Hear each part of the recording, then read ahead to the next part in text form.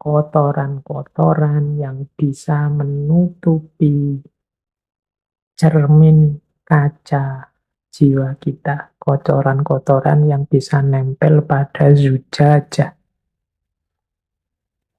Atau dalam istilah para sufi sering disebut hijab. Hijab itu berarti penghalang. Inilah yang menghalangi jiwa kita, batin kita untuk menangkap cahayanya Tuhan. Ya kalau menangkap saja tidak bisa, bagaimana bisa memancarkan. Yang pertama, ini yang PR berat kita ini. Ini sebenarnya levelnya paling rendah sih.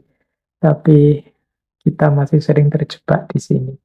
Yaitu dosa dan maksiat. Kalau teman-teman tekun mengikuti kajian-kajian tentang Imam Ghazali itu sering mengilustrasikan dosa atau maksiat itu setiap kali satu dosa, satu kemaksiatan kita lakukan, itu ibarat kita nempel satu titik gelap, satu titik kotor dalam kolbu kita. Nambah dosa lagi, nambah satu titik lagi. Nambah dosa lagi, nambah satu titik lagi. Sampai di titik ketika kolbu kita gelap sama sekali, terhijab sama sekali, maka mungkin kita sudah tidak ngerti lagi apakah kita ini sedang jauh atau sudah dekat dengan Allah. Karena cahayanya sudah tidak bisa masuk lagi dalam diri kita. Inilah yang nanti membuat ada loh orang itu ilmunya tinggi, pinter, mungkin jabatannya luar biasa di tengah masyarakat. Tapi rasanya yang keluar dari beliau, dari kata-kata, dari tindakan, mungkin dari kebijakan, kok semakin jauh dan menjauh dari Allah. Kemungkinan batinnya sedang gelap kotor oleh tumpuan-tumpuan dosa atau maksiat. Ya teman-teman tidak usah nuding siapapun di luar diri. Jangan-jangan yang harus dituding pertama itu diri kita sendiri. Ini teman-teman yang dengerin ngaji ini kan paling tidak juga banyak aktif di kajian-kajian, sering mendengarkan kajian ustadz siapa, kajian tokoh siapa. Itu harusnya referensi baik buruk kita lengkap. Referensi mana yang utama, mana yang hina, itu lengkap. Tapi mengapa kok tidak jalan?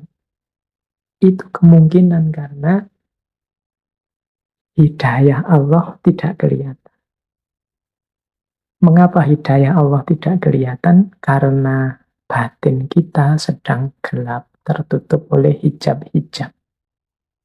Jadi kalau ada orang berkata, semoga engkau mendapat hidayah. Loh, Allah itu sangat sayang pada kita. Dia selalu memberikan hidayah pada siapapun yang mau. Faman sya'a falyu'min wa man sya'a falyakfur. Cuma banyak orang tidak mau. Hidayahnya sudah diberikan oleh Allah, orangnya yang tidak mau. Mengapa dia tidak mau? Batinnya gelap. Jadi dia tidak bisa memilah dan memilih. Wong yo gelap. Kenapa batinnya gelap? Yo antara lain karena banyak dosa dan kemaksiatan. Jadi yo seperti saya jelaskan tadi di awal kan, hidayah Allah itu bisa berupa Al-Quran, bisa berupa Rasulullah, bisa berupa kebenaran, bisa berupa keimanan. Harusnya ini sudah terbaca, wong barangnya konkret ada hidayah Allah. Tapi kita tidak mampu mengikutinya karena batin kita tidak bisa menemukannya. Hidayah itu dalam diri kita karena batin kita gelap. Yo, Imam Ghazali kan bahkan kalau dalam Bidayatul Hidayah itu kan man yasdad ilman walam yasdad hudan. Jadi barang siapa yang ilmunya tambah tapi tidak menemukan hidayah, hidayahnya kok tidak tambah, ya berarti yang terjadi hanya dia semakin jauh dari Allah. Jadi ada orang ilmunya nambah tapi tambah jauh dia dari Allah. Mengapa? Karena dia nambah ilmu tapi tidak ketemu hidayah. Kenapa kok tidak ketemu hidayah? Ya, karena batinnya gelap. Pertama-tama ada hijab, namanya dosa atau maksiat. Yang kedua, ada, ini lebih tinggi daripada dosa dan maksiat, keterikatan-keterikatan duniawi. Ini sering juga menjadi hijab kita, menjadi titik gelap dalam diri kita. Keterikatan duniawi itu semua hal yang sifatnya duniawi. Bahkan sampai keluarga, anak, istri, harta benda. Itu kalau membuahkan keterikatan. Keterikatan itu berarti ketidakmampuan kita untuk lepas dari hal-hal duniawi itu dan menuju Allah. Jadi karena anak, karena harta, sehingga kita lupa atau kita semakin jauh dari Allah, itu namanya keterikatan. Mungkin pekerjaan, mungkin jabatan, mungkin organisasi, mungkin lembaga, apapun. Itu kan barang-barang dunia. Semakin banyak keterikatan-keterikatan, ya semakin batin kita gelap. Karena posisi cahayanya Allah di situ ditutupi oleh keterikatan kita. Ada orang yang galau karena harta saja. Sampai lupa Allah, mungkin beribadah, mungkin ingat Allah, mungkin yo ngaji, tapi semuanya orientasinya pada puncaknya ke arah harta. Atau mungkin jabatan, atau mungkin reputasi di tengah masyarakat, atau mungkin nama baik, atau mungkin popularitas. Ini keterikatan-keterikatan duniawi. Nah, ini juga bisa jadi hijab karena dia menghalangi cahayanya Allah. Itu yang kedua. Jadi mari kita berjuang lepas dari keterikatan. Bukan berarti tidak boleh punya harta, bukan berarti tidak boleh sayang anak, sayang istri, bukan berarti tidak boleh apa cinta pekerjaan, serius dalam mencari nafkah, enggak. Tapi jangan melahirkan keterikatan. Keterikatan itu ya berarti kita sama sekali tidak bisa lepas. Bahkan membuat kita tidak mampu sepenuhnya berpaling kepada Allah. Itu namanya keterikatan. Banyak cerita-cerita sufi yang kita pahami sebagai bagaimana mereka itu ya ada yang kaya raya, ada yang anaknya banyak, ada yang hartanya luar biasa, tapi tidak terikat. Seandainya hilang saat ini juga, toh dia tidak merasa sayang. Karena satu-satunya yang dicari hanya ridhonya Allah saja. Nah itu hijab yang kedua. Ini sebenarnya lebih tinggi daripada sekedar dosa dan maksiat. Kalau dosa dan maksiat ini paling dasar. Kita tidak bisa lepas dari dosa dan maksiat ya. Biasanya kita juga mengalami keterikatan dunia. Baik, ada yang lebih tinggi lagi dari keterikatan duniawi, yaitu kebanggaan diri. Nah ini lebih halus lagi kalau ini. Saya Pak sudah bebas dari dosa dan maksiat. Tidak mungkin saya tergoda lagi oleh dunia. Dunia sudah saya kalahkan. Saya tidak terikat lagi oleh nikmat duniawi apapun jenisnya. Saya sudah mati-matian berjuang dan saya sukses. Betapa saya ini bangga dengan diriku karena mampu dan kuat melawan godaan dunia. Hati-hati persepsi-persepsi semacam ini bisa juga menutupi Allah. Kalau yang awal tadi menutupi Allah, cahayanya dengan dosa, yang kedua menutupi cahayanya Allah dengan keterikatan duniawi, yang ketiga ini menutupi cahayanya Allah dengan diri kita sendiri. Merasa bahwa kita mampu, kita bisa. Hanya dengan daya kekuatan kita sendiri, kita lupa bahwa la haula wa la quwata illa billahil aliyyil azim. Daya dan kekuatan apapun yang kita miliki untuk sukses, itu hakikatnya adalah dan hanyalah anugerahnya Allah saja. Jadi jangan tertipu oleh kebanggaan diri. Apapun sukses, apapun keberhasilan, termasuk keberhasilan menjernihkan diri, keberhasilan membersihkan kaca batin kita, itu hakikatnya adalah anugerah Allah juga. Maka satu-satunya yang pantas dan layak kita lakukan adalah bersyukur. Alhamdulillahirabbil alamin. Nah, ini hijab yang ketiga, ego.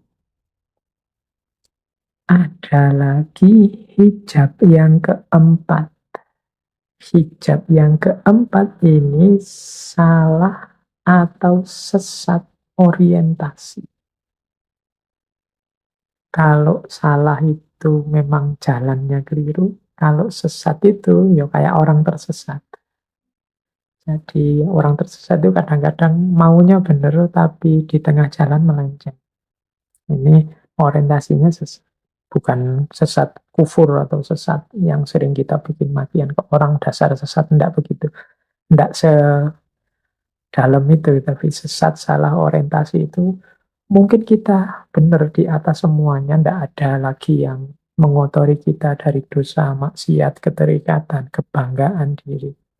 Sehingga kita mulia di hadapan Allah, kita menempuh jalan yang lurus. Tapi ada kalanya Allah menguji kita dengan beberapa kenikmatan atau kesulitan, sehingga tidak sadar kita sesat orientasinya. Arahnya tidak Allah lagi. Nah, ini juga jadi hijab. Ya, saya contohkan begini. Misalnya, apa ya, amal baik, sedekah. Kita tekun bersedekah, membantu fakir miskin, membantu orang yang ikhlas, sama sekali tidak ada pamrih apapun. Akhirnya oleh Allah, rezeki kita dilipat gandakan seperti janjinya. Kita tambah kaya, tambah kaya. Nah, begitu sadar bahwa wah, Allah ini melipat gandakan hartaku karena aku rajin sedekah dengan ikhlas. Enaknya sedekahku tak tambah lagi biar Allah lebih melipat gandakan lagi. Oh, ini yang dalam bahasa saya sesat orientasi. Awalnya benar sedekah dengan ikhlas. Tapi begitu oleh Allah diuji dengan kelimpahan rezeki yang lebih banyak, akhirnya sesat orientasi. Sekarang dia fokusnya gimana caranya rezekinya lebih banyak lagi. Biar Allah semakin menambah lagi. Sekarang fokusnya ke hartanya, bukan lagi ke Allahnya. Nah, ini sesat orientasi. Mungkin kita beribadah, apalah tahajud, puasa, Senin Kemis, duha, pokoknya amal ibadah kita luar biasa. Sehingga oleh Allah kemudian kita diuji dengan karomah-karomah kecil. Misalnya ucapan kita loh, ya kok yo mandi, bahasa Jawa ini mandi.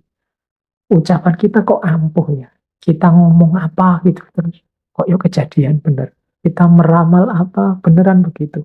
Kita lihat orang itu kita seperti bisa membaca dosa-dosa yang dia lakukan misalnya begitu. Karena ketekunan kita mendekat ke Allah, kemudian kita oleh Allah diuji dengan karomah semacam itu. Itu kalau tidak hati-hati. Karomah-karomah ini kemudian melahirkan tadi kebanggaan diri atau sesat orientasi. Sesat orientasi itu akhirnya fokus kita pada karomah-karomah ini. Oh, berarti kalau aku semakin dekat dengan Allah, ibadahku tak tambah. Semakin banyak ibadahnya, kesaktianku mungkin tambah dalam. Aku semakin bisa membaca masa depannya orang. Aku semakin bisa meramal apa yang akan terjadi. Orang yang menyalahiku akan takluk dengan sendirinya, jatuh dengan sendirinya. Nah, sekarang orientasinya ke sini. Ke karomah-karomah, ke kelebihan-kelebihan. Yang padahal itu hakikatnya ujian dari Allah. Ini juga mengotori kaca batin kita. Meskipun di level yang lebih tinggi. Ini yang dalam bahasa saya sesat orientasi. Hati-hati, apakah itu dosa, kemaksiatan, keterikatan duniawi, atau ego kebanggaan diri. Ini kan mudah dideteksi karena negatif. Tapi kadang-kadang yang positif-positif juga membuat kita sesat orientasi. Kita lupa bahwa arah kita adalah rahmatan lil alamin dan ilaihi roji'un. Menyebarkan cahaya ke sekeliling kita dan kembali kepada Allah. Jadi berarti jalan kita yang sejati adalah jalan kembali pada Allah. Tidak yang aneh-aneh dan macam-macam, termasuk yang duniawi, yang sakti-sakti, yang dahsyat-dahsyat. Jadi ndak itu. Itu semua kalau ndak hati-hati akan menjadi hijab. Baik, kita lanjutkan. Yo, kalau kita sih yang awam ya, teman-teman yang ngaji malam hari ini, kita levelnya mungkin masih harus bertarung dengan dosa dan maksiat ya. Kadang-kadang kita masih banyak dosa, baik yang sengaja maupun tidak. Kita masih memerangi yang paling dasar.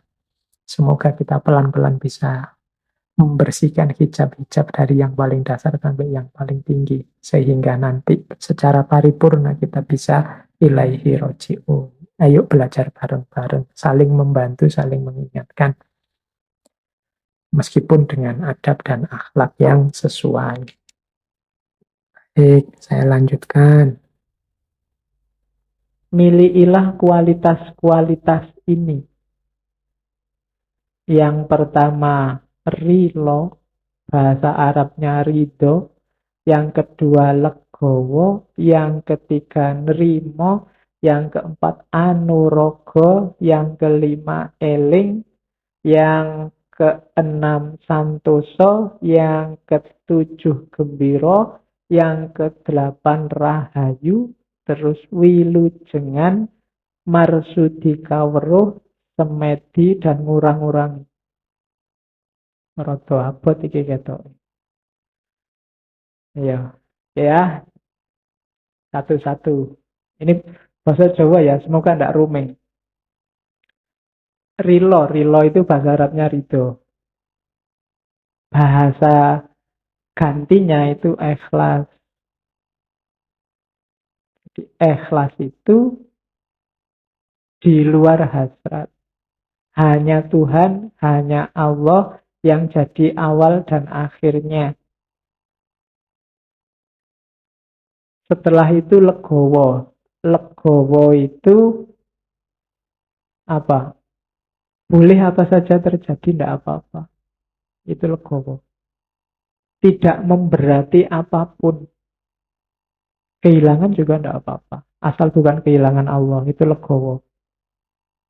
Punya apa saja, tidak apa-apa. Asal Allahnya tidak hilang, itu legowo. Nilai dari A terus jadi E, nggak masalah. Yang penting Allahnya nggak hilang. Nah, dari punya pacar cakep, terus diputus, dapat lagi, standarnya kok di bawahnya, tidak apa-apa, legowo aja. Ya, itu namanya legowo. Legowo bisa di awal, bisa di akhir. Kalau yang pasti di akhir itu nerimo. Kalau nerimo ini dapat apa saja oke.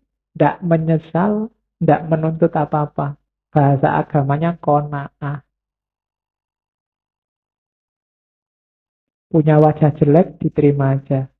Tidak punya uang, diterima aja. Tidak pinter, IP jeblok, diterima aja. Oh, ini kan berat.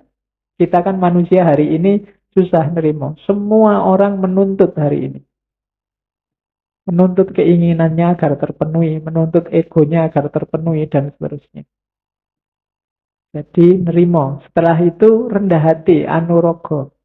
Tidak boleh sombong. Tidak boleh aku. Tidak boleh merasa besar. Terus eling.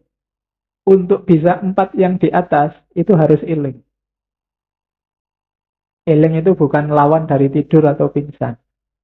Eling itu frekuensimu nyambung terus sama Allah. Eling.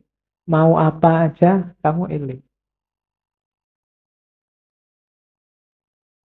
Mau minum gini, ingat Allah terus bismillah. Kalau ndak eleng, minum ya minum aja, haus ya Pak. Gitu.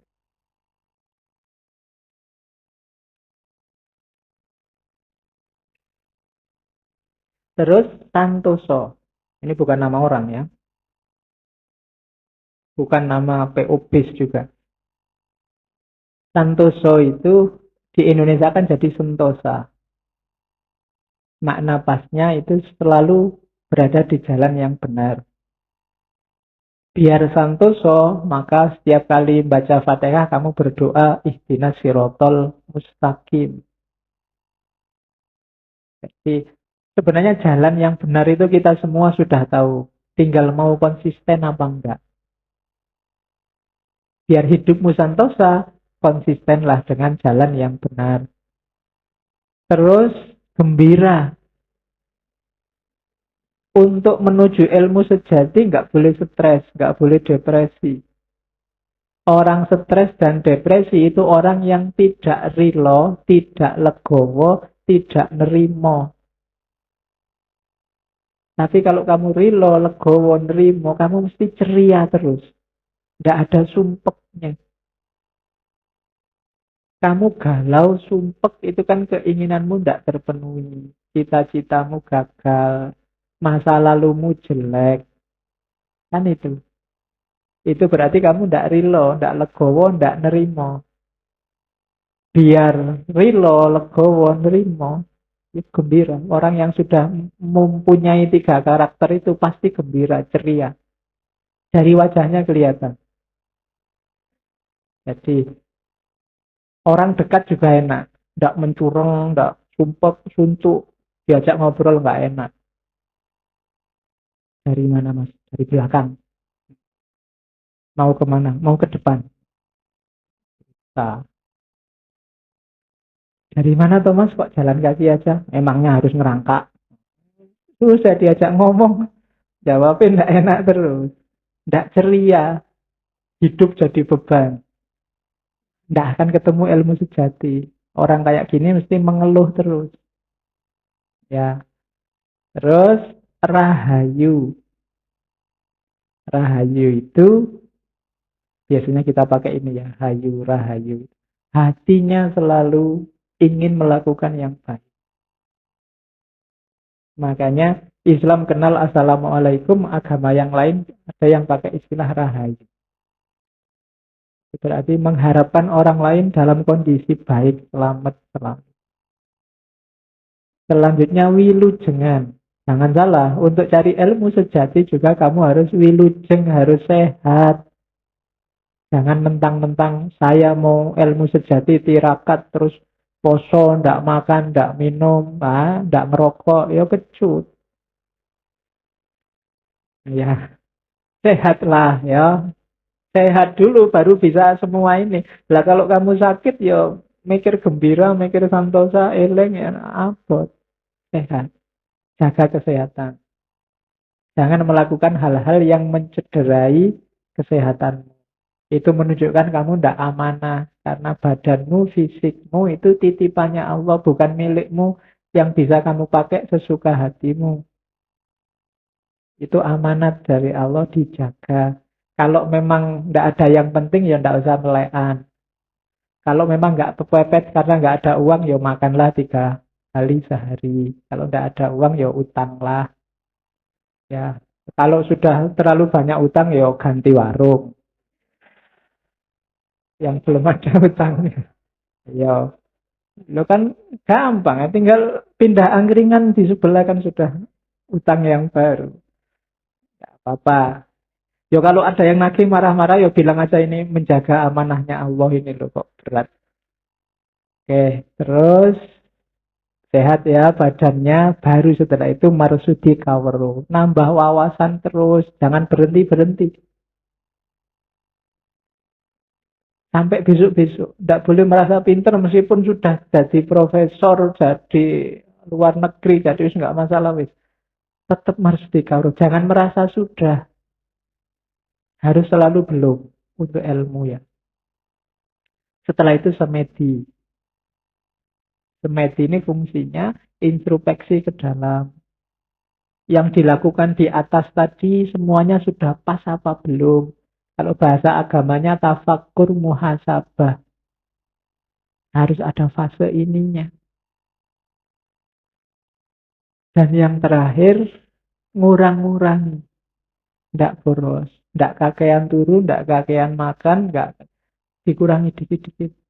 Jangan berlebihan. Lawannya mengurangi kan ngeluih-ngeluih. Tidak boleh. Kalau urusan dunia, urusan apapun yang tidak esensial, kurangilah. Kamu sendiri ngerti mana yang harus dikurang-kurangi. Berapa jam harus begini, berapa jam harus begitu, dan seterusnya. Minggu lalu saya bilang misalnya HP, smartphone-mu itu harusnya berapa jam sehari kamu pakai. Karena kalau penelitian terbaru minggu lalu saya bilang kan orang Indonesia itu rata-rata 9 jam.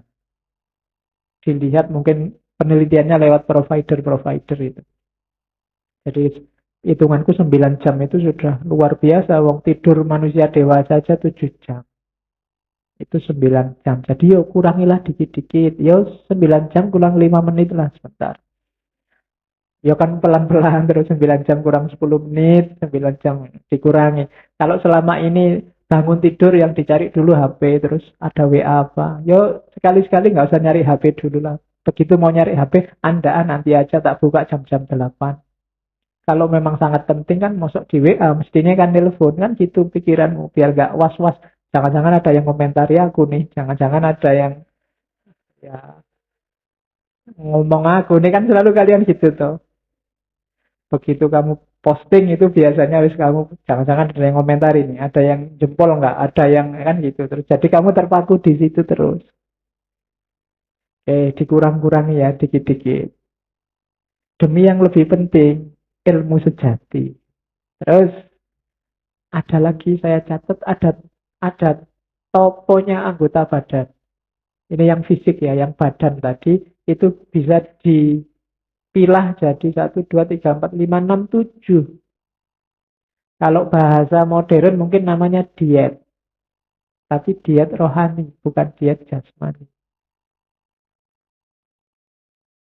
Silahkan dikejar ya, hari ini yang jasmani, yang rohaniah dan mental itu ada tesis yang menyatakan lebih berpengaruh daripada yang jasmaninya. Penyakit-penyakitmu itu banyak yang muncul karena aspek psikis dan mental, bukan aspek fisik. Itu kenapa orang hari ini lebih mudah kena penyakit karena manusia hari ini lebih gampang stres dibandingkan orang-orang zaman dulu. Meskipun mungkin secara fisik kesehatan gaya hidup orang zaman dulu lebih tidak sehat.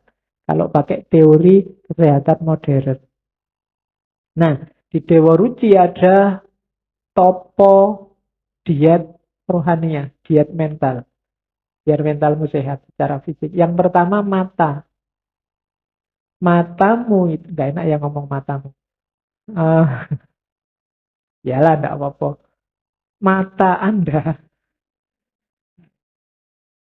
akan sehat secara rohani, rumusnya mengurangi tidur, oh ini berat. Dan zakatnya tidak menginginkan kepunyaan orang lain.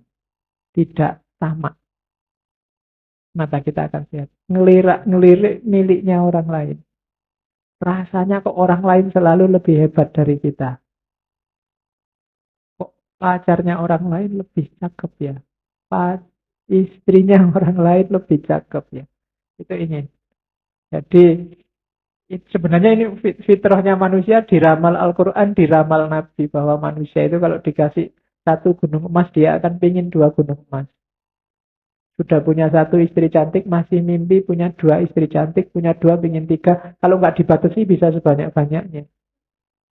Ya, topolah. Jadi jangan menginginkan miliknya orang lain. Terus telinga. Kalau telinga, toponya adalah mencegah hawa nafsu. Dan yang kedua, jangan mendengarkan kata-kata yang buruk. Jangan salah. Telinga ini pintu yang susah sekali dicegah. masuknya sesuatu. Hindarilah yang ada kemungkinan sesuatu yang jelek masuk. Sesuatu yang jelek itu bisa caci maki, omongan jelek. Apa? Teori-teori yang menyesatkan, konsep-konsep yang bikin kita terlena macam-macam. Hindari itu. Karena kalau itu masuk lewat telingamu, dia segera masuk ke kepalamu, ke otak. Kalau kamu nggak mau nerima, dia akan tersimpan di bawah sadarmu. Kadang-kadang nyetir kamu, tapi kamu nggak terasa. Di mata sama telinga penting untuk menjernihkan hati dan pikiran. Maka puasalah mendengarkan yang tidak penting. Dan mata juga puasalah melihat yang tidak penting. Yang itu simbolnya miliknya orang lain. Jadi itu. Terus hidung. Kalau hidung mengurangi minum. Terus tidak suka mencela keburukan orang lain. Jadi jangan suka mencela orang lain. Dan saya tidak tahu ya, Indonesia hari ini lagi-lagi ya peradabannya sedang surut. Mungkin kita agak banyak melupakan pesannya nenek moyang kita. Jangan salah, Sunan Kalijogo mendakwahkan semua ini karena mungkin beliau ngerti benar karakter kita. Ini orang Jawa, orang Indonesia, orang Nusantara itu karakternya begini, maka obatnya ini. Jangan cari obat di mana-mana. Mereka yang sangat dekat sama Allah sudah ngasih kita obat. Yang selama ini sering kita cuekin. Itu hidung. Terus lisan. Lisan mengurangi makan, kemudian menghindari kata-kata yang buruk. Mulutmu harimaumu, hati-hati. Sekarang mungkin kata-kata itu tidak cuma keluar dari mulut, bisa keluar dari jempol. Kalau kamu sedang WA-an, jadi itu ya termasuk kata-kata. Ya, jadi kalau jangan suka mencela, oh enggak, mulut saya itu terjaga Pak, cuma tanganmu tiap hari maki-maki orang. Jadi sekarang enggak usah nunggu hari kiamat, mulut dan tangan bicara itu. Ternyata sekarang tangan juga sudah bicara sendiri. Oke, terus aurat. Ya, ini ngerti ya aurat, bukan bakso aurat. Kalau bakso aurat kan, auratmu itu toponya adalah menahan syahwat.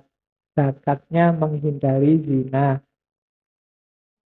Ini nggak usah tak jelaskan. Di kepalamu gambarnya sudah banyak. Terus referensimu kan banyak. Ya.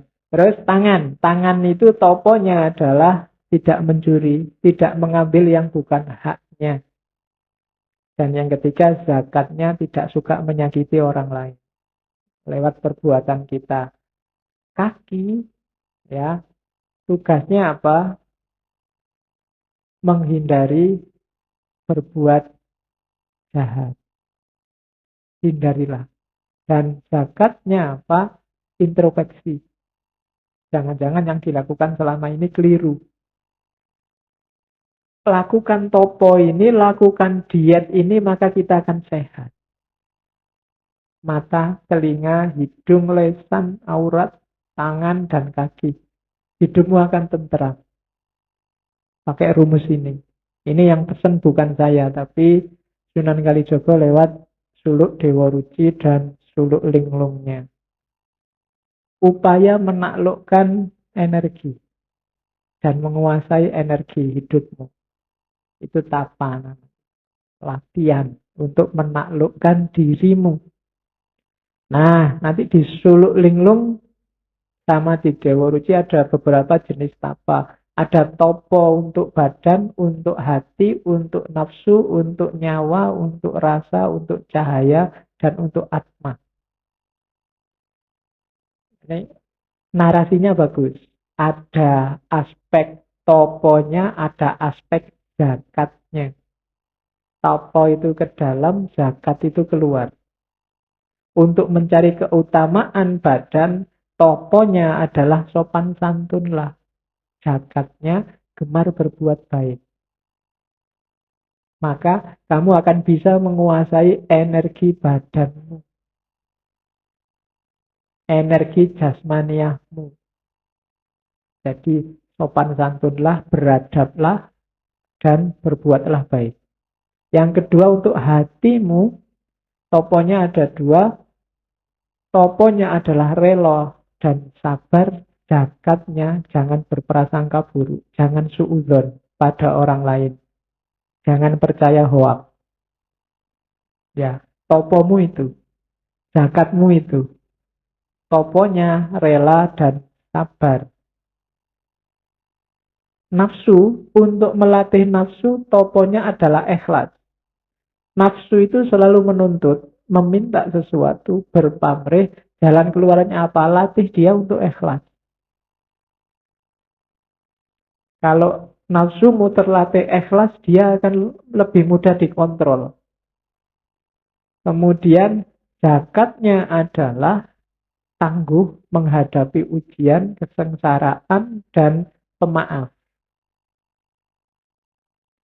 Jadi nafsumu akan bagus kalau dia tangguh, tidak gampang tergoda, dan pemaaf. Karena begitu kamu nggak memaafkan, yang tersisa dalam dirimu hanya dendam. Dan dendam itu yang rusak bukan yang kamu dendami, tapi dirimu sendiri. Nah itu lakunya nafsu. Sekarang kan lagi tren tidak memaafkan di Indonesia. Apapun itu. Ya, meskipun bahasanya halus. Ya maaf sih saya maafkan. Tapi urusan hukum jalan terus. Itu sama aja tidak memaafkan. Dan dan kamu mau dibodohi dengan kalimat-kalimat semacam itu. Loh ini kan sudah ranahnya hukum. Ya berarti kamu tidak memaafkan. Nah itu berarti kamu tidak menjalankan toponya nafsu. Terus nyawa atau roh. Rohmu akan tersucikan kalau kamu topo jujur. Dan zakatnya, perilaku keluarnya tidak mengganggu orang lain. Tidak mencela orang lain. Hari ini mungkin roh kita agak surem, agak tidak jernih. Karena banyak di antara kita yang mencela orang yang tidak sepaham dengan kita. Dibikin-bikinkan cerita palsu bahkan. Dibikinkan mitos-mitos palsu, narasi-narasi palsu yang hari ini kita kenal dengan hoak.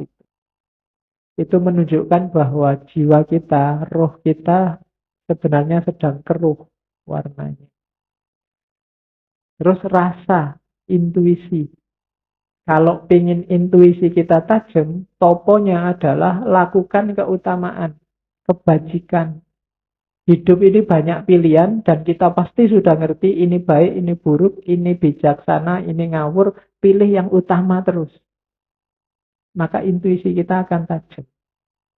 Dan zakatnya adalah diam, menyesali kesalahan dan bertobat.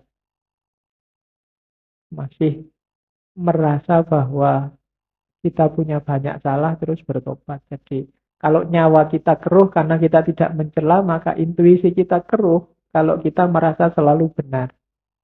Ketika intuisi kita keruh, ya kita tidak akan jernih melihat mana yang benar, mana yang salah. Lama-lama yang salah kita anggap benar. Terus cahaya. Ini semakin masuk, ini kan nyawa, dalam nyawa ada cahaya, dalam cahaya nanti intinya ada dimensi ketuhanan namanya atma. Jadi ini badan itu kan yang fisik, masuk lagi hati, dalam hati ada nafsu, masuk ke dalam lagi ada roh, masuk ke dalam lagi ada rasa, masuk ke dalam lagi ada cahaya, masuk ke dalam lagi ada atma. Kalau cahaya, tidak cuma yang utama, tapi yang suci. Dan zakatnya ikhlas total pada Allah. Kalau atma, atma itu intinya, hayu namanya, hayu bahasa Jawanya, kehidupan yang itu dari rohnya Allah, untuk kita bisa nyampe ke sana, kalau bahasa Jawanya eling lan waspodo. Awas dan selalu ingat. Kalau kita bisa menjalankan ini, maka hidup kita akan berkualitas.